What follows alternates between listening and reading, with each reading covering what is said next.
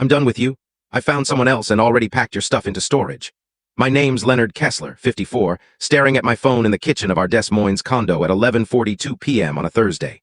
My wife, Dana, was supposed to be on day 4 of a women's retreat in Palm Springs. The text arrived with a screenshot of a bank transfer. $118,000 shifted from our shared savings to her private account. I placed my phone on the counter and sipped the last of my coffee. 15 years of marriage gone in 2 sentences and a screenshot.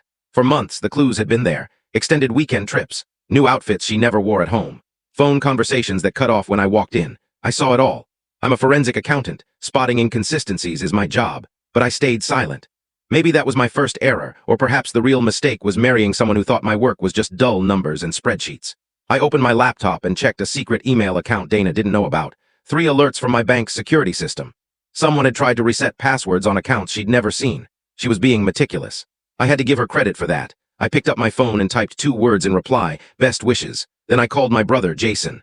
Remember that backup plan we talked about 5 years ago? I said when he picked up. It's time. You sure? He asked. Yeah, I said. She just made her move. I hung up and glanced at the wedding photo on the wall, the only picture in the condo that still showed us together. I should have noticed that too. I met Dana Bowman at a University of Iowa alumni gathering. I was 38, fresh off a brief first marriage, and laser-focused on growing my forensic accounting firm. Dana was 34, full of energy, driven, and completely uninterested in my career. I don't need to know the specifics, she'd say whenever I tried to share a case, as long as you earn enough for us to live comfortably. We wed after a year of dating. I funded her yoga studio, covering every cost from my savings. When she wanted a bigger house in a nicer area, I agreed. When she craved luxury cars and lavish trips, I signed off without complaint. My dad warned me once while we were repairing his porch, hammer in his hand. Son, I see your wife spends a lot of your money, he said cautiously. Just make sure she respects what you do to make it. I brushed it off, but his words lingered. 6 years into our marriage, I started quietly safeguarding my assets. Nothing shady, just prudent.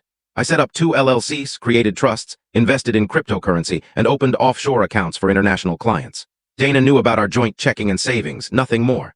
I watched as she got deeper into the fitness influencer world. Her Instagram following swelled into the thousands. She began taking trips with her wellness crew, first weekends, then whole weeks. You wouldn't like it, she'd say. It's all yoga chatter and green smoothies. Last Christmas, she forgot my birthday. When I brought it up the next day, she gifted me a pricey watch and said, I've just been swamped with the studio's growth. I accepted the watch, but that night, I finalized my contingency plan. The signs were obvious. I just didn't want to admit the truth. The morning after her text, I woke early and brewed coffee, as always.